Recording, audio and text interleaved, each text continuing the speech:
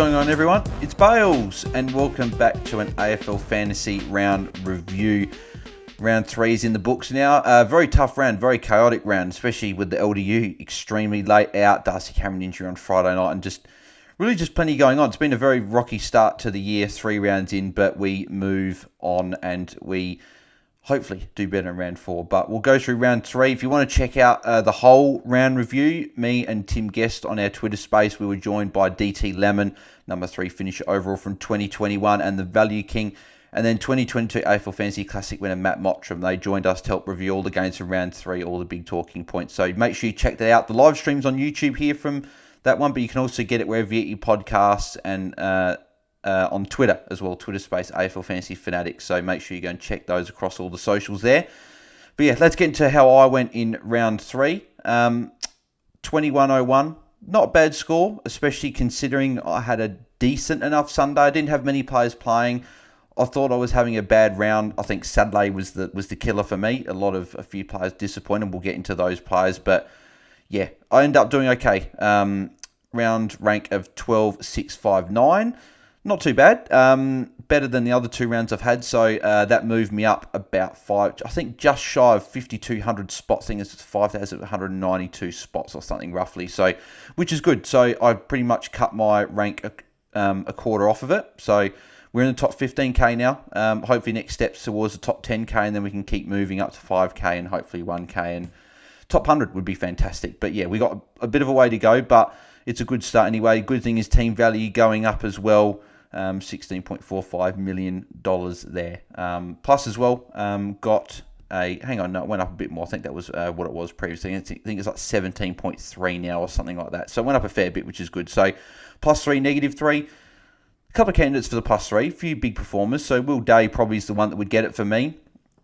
Paying low 500s for him, and he's been fantastic. 290s, and then he had a big 128. He just looks like a different player, just playing a lot better. Previous years he'd get a hit, he'd get injured, whereas now he's copping hits and he's playing on, which is great. He looks like he's put on a little bit of size. He's still slim, but still put on some size, playing that midfield role, getting that inside and outside ball, which is great, and that's what we want to see. So he was fantastic. And then Sean Darcy probably be another shout out. He got 128 as well. He was good. And then also Doc, who top scored for the side. In terms of -3, I think I've got to give it to James Warple, 57. It's just that role fluctuating each week. He's a guy I'm potentially looking at moving on this week, just with Hawthorn changing everything, changing a few things each week in the midfield. I just think that it's just better probably to move off him, and his score's going to fluctuate. Like next week he'd go 90, the following week he'd go 70 or an 80, and then he could get a 50. It's just up and down. So yeah, unfortunately he may have to go, but he's made some good cash and he started the year well, so I'm not too fussed with that one. But yeah, he'd probably get my -3, and then also a couple other performances which we'll get into as well. So let's start from the top. Sam Docherty, 136. He was fantastic, especially in the second and third quarters. I think he went for about 80 points in those 2 quarters, which is why he got the 136. Played a little bit more in the midfield as well. I think he had 6 or 7 CBAs, somewhere around there, maybe 5. So it was good to see a few CBAs. He just popped up for all his little +6s. And I think the first 2 games were just very hotly contested, and it didn't really suit the way that he normally plays. Whereas I think now he's got a few good games coming. He's got North Melbourne this week. I would expect him to go pretty big in that one on Good Friday. So yeah, definitely got no issue with him. A few coaches with that 135 break-even pre this round probably thought he was going to drop a bit. But yeah, he's not going to drop too much. He went up 1k this week, so 950. So you're not going to get him too much cheaper than what he currently is now. So if you don't have him, then you're going to have to try and find some cash to get up to him.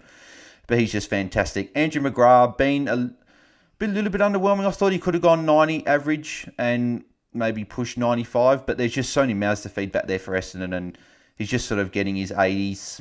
He got a 79. He saved it as well. Got a 55 point second half on 24 at half time. So to get to 79, I'll take it. And he's not an issue because I think he's only gone down 2k from what his starting price was at the start of the year. But he's a guy that I could have started with Dacos. I could have got someone else. I thought, that's annoying the crap out of me. Anyway, but yeah, just a bit disappointing with McGrath. I don't have to desperately move him on. I had a couple of other issues in my side, but At some point, he'll probably have to go. I don't think seeing him as a top 6 defender. Will Day, as we mentioned, very, very good, 128. Take that. He's got a low break even, 671k. So he's going to get to McGrath's price very, very soon. Can he be a top 6 defender? That's the question. On 3 weeks of data, you think he can. He's got the role. He's got the inside mid role. We always look for these defenders that have these midfield roles are the ones that generally finish top 6. So it'll be interesting to see how he goes for the next 5-6 weeks, if he can continue at a 95 plus average. And if he can, then I really do think that he can potentially be a guy that finishes in the top 10 defenders and could be a season-long keeper. Let's see. Not going to get too ahead of ourselves. It's been 3 weeks. He could start slowing down soon. Did have North Melbourne, but we'll see. But he's been good. Liam Stocker, one of the guys I brought in with a bit of a reshuffle with the Charlie Constable being out. 55, it's probably 15 unders what I want. I wanted a 65, 70 at least. So a little bit under that, but considering he's on 18 at half time, I'll take the 55. He came back and saved his score a little bit in the second half, especially the final quarter. 67% game time is a bit low, bit 10% lower than what his first 2 games were. So hopefully he pushes that back up. Gold Coast this week, I'll keep him for at least 1 more week. Well, he's probably going to be my side for 2 more weeks because when Shizu and Zeeble get DPP in round 6, then I'll be able to float them back and I'll be able to go Stocker to a forward or a midfielder. So, he's probably still going to stay on my side for 2 more weeks, but we'll see how he goes. Ruben Jinby, fantastic, 82, making great money, up to nearly 450k now.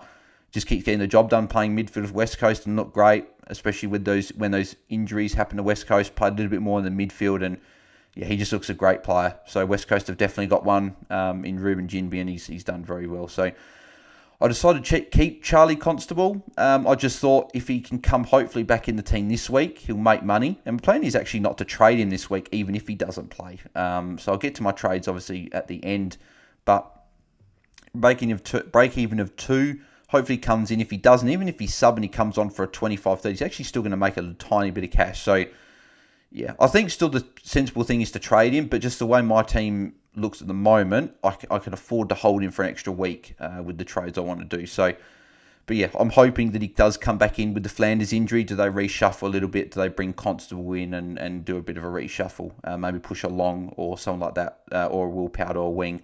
That'd be interesting to see. But I don't think he'll come back in, but sort of hopeful. Darcy Wilmot, very, very good. Was thankful Charlie Constable wasn't the sub and I was able to take the 66. Otherwise, I would have got what did Chester end up scoring? 51. So I would have got a 51. At worst case, I would have lost 15 points. So it's not too bad.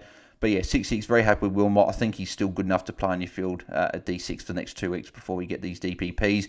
Cowan, 45, could potentially be dropped for Chincotta because Chincotta played a good game. But I think Cowan still showed good signs in defence. Maybe they keep him there.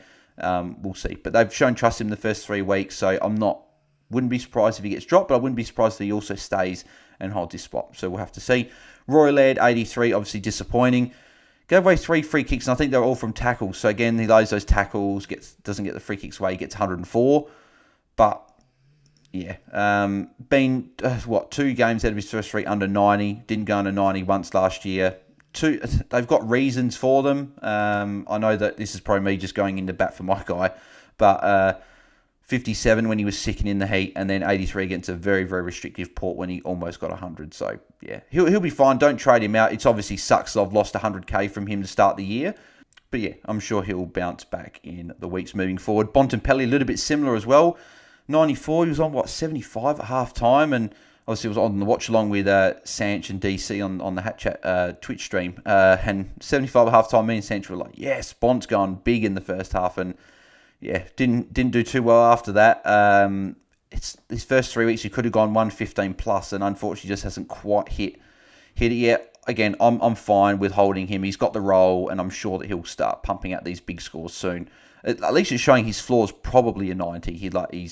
He's getting the job done, just not getting those big scores yet, but I'm sure he will. Tom Green, great score, 110. Very, very happy with him.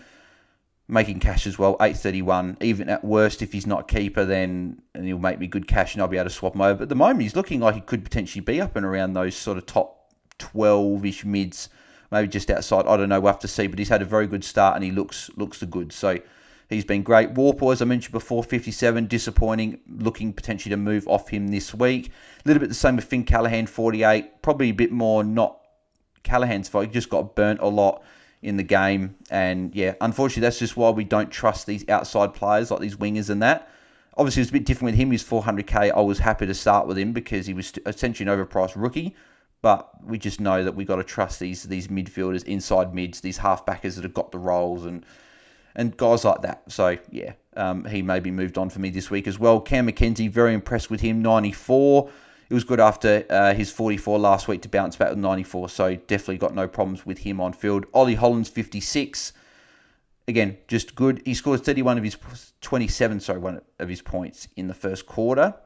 But 56 is fine. You take that.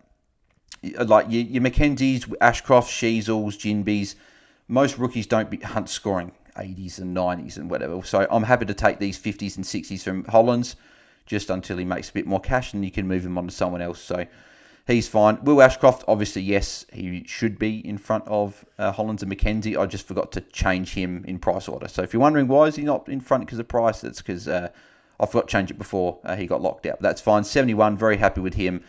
Another good performance from Ashcroft, making good cash as well. Philippou on the bench and Alan Davey just both ticking along, just make a little bit of cash. Philippou's probably starting to really slow and is a guy that you may look to cut ties with over the next few weeks unless he can go big against Gold Coast. I'm hoping he can go 65 plus and start really making a little bit more cash, but if not, I think we can move him on in a couple of weeks' time, if not starting pretty much from this week or next week. Alan Davies as well, making some good cash, and he can stay for a little bit longer as well. Ryan Marshall, 100, very good against a pretty restrictive Draper as well, so happy with him. And also Big Sean Darcy with a 128, very, very happy with him. Easy matchup, he should have, and he did cash in with that good matchup. Gave 3 free kicks away, so that could have been a 140. He's got stuck on the bench as well for, I think, 10 minutes in the third quarter. But if that didn't happen, he would have probably gone 140. But very happy, 128. Josh Dunkley, 116. Glad I took that as a VC because I would have had Rory Laird as my captain. So I think it just shows at this start that you should be taking anything over 110 from your VC. We even saw this round, Docherty top score 136. And then you had your Sicily and Dylan Moore with 132, and then Will Day with 128. They were the top scorers. So even if you take a 110, you're only losing 20 odd points. So it's just not worth taking it on if your captain VC goes over 110. Taranto 111 as well. Again, just really did well, probably from quarter time onwards. Had a quiet sort of first half of the first quarter, but sort of got going towards the end of the first quarter and then just played well throughout the game. So he's just going to be a top 2 forward and he just looks fantastic. Same with Rosie, looked really good. He's looked good the first 3 weeks. Top scoring against Brisbane with 95, and that was the top score for the game. Obviously, low score last week was off for a little bit with the HIA concussion protocols and that. So that was probably why he scored a bit lower. And then obviously had a good game against Crows. I knew he would have a good game, and he did. So he was very good. Goulden, bit quiet as well, 71. Didn't surprise me. Melbourne have got a big midfield, so when Sydney trusting the guys more like Parker and Warner and Mills and Rowbottom. So that sort of doesn't surprise me. I expect against Port Adelaide got a bit more of a agile midfield, like young, up-and-coming midfield with your Rosie, your Butters, your Horne-Francis. So I expect Goulden to get a bit more time in the midfield this week and hopefully put up a good score, but it is against Port restrictive side.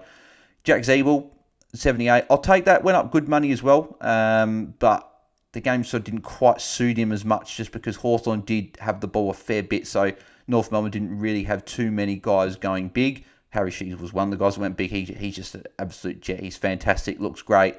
Again, I mentioned this to DT Lemon, Matt and Tim on the podcast and said that could he potentially be a guy that's top in his line, and I think he can go 90. Like, the way he's going, why couldn't he go 90 plus for me? Obviously, we know rookies generally start slowing, but 3 weeks in, he certainly doesn't look like he's going to slow down. So he's been fantastic, and we'll see. I'm not saying he's going to finish top 6. I'm just raising the question because he's looked so good so far, and defenders have really sucked besides your Dacos, Sicily, and Docherty. But mainly those 3. Dan Riola's been a good pod as well. Besides those few, most of them haven't done too well. Oh, Will Day, obviously, of course, as well. Sorry, how could I forget Will Day? But yeah, those are the guys, and then not much else in defence. Cade Chandler, 66. I think you can play him on field, especially with Melbourne's good run coming up. So I'm looking at putting him on field with my trades. And yeah, he's just getting the job done, and I don't see him being dropped either. I think he's best 22 for Melbourne on the way he's playing. Luke Pedder as well, 67. He's playing really good again. He's another guy I think you can play on field. So suspended for a week, coming up with the MRO. I would highly think that Adelaide are going to come out and challenge that. I don't think that was worthy of a week suspension. It'd be interesting to see what other people think. Even let me know in the comments below. Do you think that was a week suspension? Let me know. But I don't know if it was. I don't think it was. It was a dangerous. I think it was a free kick because it was 2 motions. But I don't think it's a week suspension. So, but yeah, interesting to see if they do change it and if he gets off.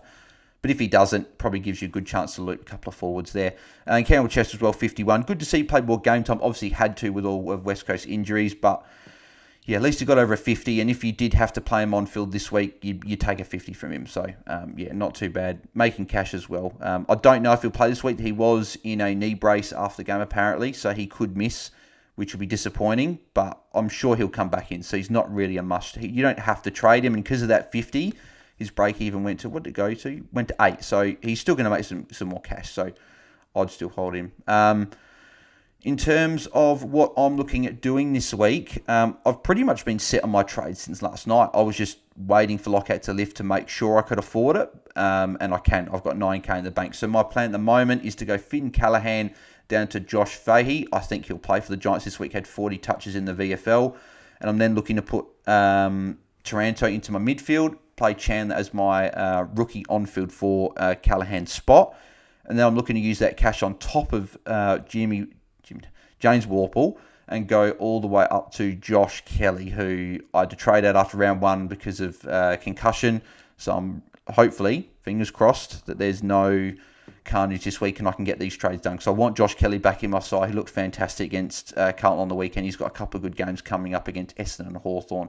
So could he get taken against Hawthorn potentially? But I think he'll be good in the next 2 weeks. And yeah, I just need to have him back in my side. He looked too good not to have. So yeah, so that's round 3. Bit of a chaotic one. But let me know how you guys went in round 3. Let me know who your plus and negative 3s are. Any trade questions, let me know in the comments below. I'm keen to see how you guys all went. And I'll get to all those questions/comments whenever they're there. So leave anything down in the comments.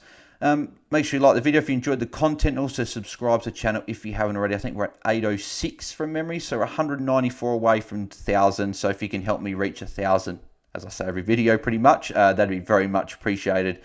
It'd be great to reach that before the buys. That's probably the goal at this stage. Obviously, end of the season would be fantastic, but by the buy would be the ultimate goal.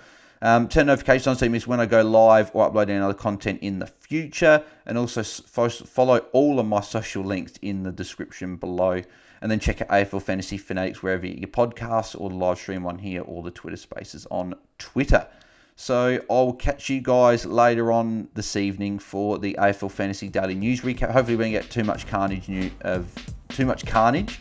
the news, but we'll see. So until then, I'll catch you guys then. I'm out. Cheers.